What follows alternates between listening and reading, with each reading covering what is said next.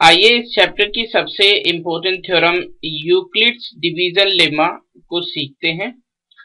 इस थ्योरम के स्टेटमेंट के मुताबिक इफ टू पॉजिटिव इंटीजर्स, दो धनात्मक पूर्णांक a और b given are given, then there exist, तब वहां पर दो unique whole numbers q and r exist करेंगे जो कि इस statement a equals to b q plus r को सेटिस्फाई करेंगे, जहां पर r is greater than equals to 0 but less than b, यानी r बड़ा होगा, बराबर होगा 0 के और छोटा होगा b से।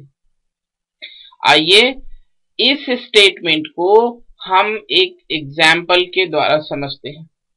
मान लीजिए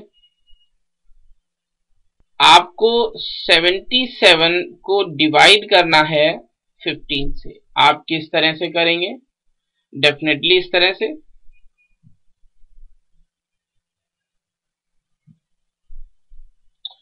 और यहां पर जो कोशिएंट है वो 5 होगा, रिमाइंडर ऑब्वियसली 2 होगा। इस डिवीजन प्रोसेस को आप कैसे लिखना चाहेंगे? इस तरह से 5 is to 2 over 15, बिल्कुल ठीक।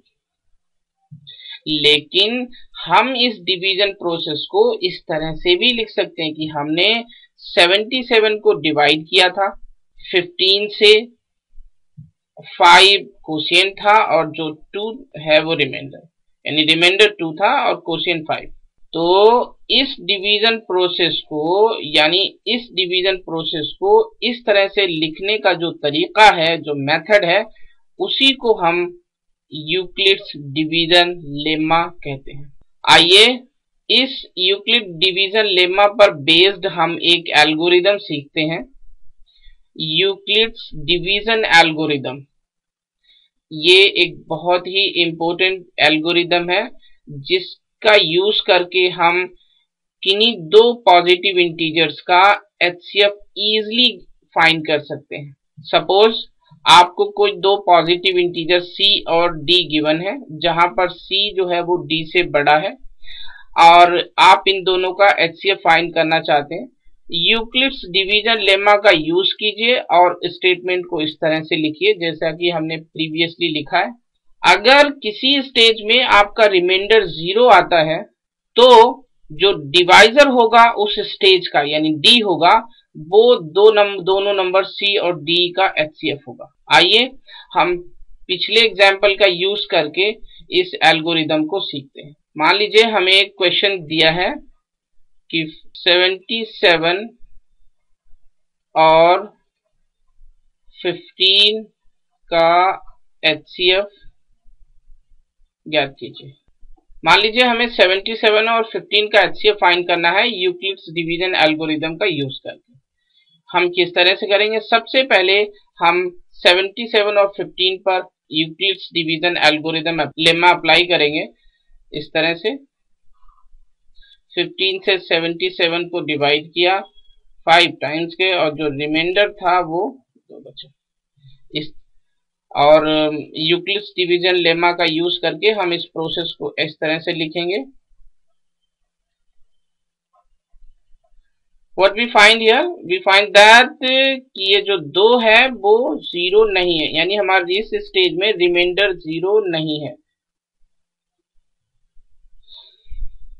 अतः हम अपने जो प्रोसेस है उसको जारी रखेंगे। अब इस रिमाइंडर से इस डिवाइजर को डिवाइड करेंगे 7 टाइम्स, रिमाइंडर 1 बचा। और यूक्लिड डिवीजन लेमा का अप्लाई करेंगे तो 15 को डिवाइड किया था 2 से 7 टाइम्स और रिमाइंडर 1 था। हम यहाँ पे सीखते हैं कि जो रिमाइंडर है वो 0 के बराबर नहीं है, इसलिए हम अपने प्रोसेस को जारी रखेंगे और एक बार फिर डिवाइड करेंगे। अब इस रिमाइंडर से इस डिवाइजर को डिवाइड करेंगे।